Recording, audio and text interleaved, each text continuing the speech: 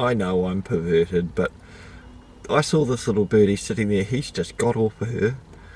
I saw that little birdie sitting there all by herself, minding her own business. I thought she was injured, so I walked up and she got up, so I walked away again because I wanted her to sit back down. She looked like she was enjoying the sunshine.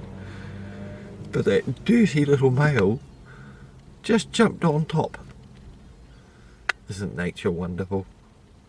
She doesn't look too perturbed about it. What do you say, Birdie? Nothing?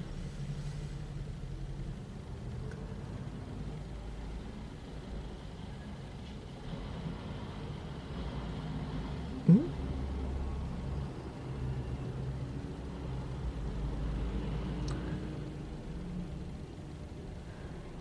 Must have been a hard few seconds there, was it? Poor girl. Oh dear. See ya.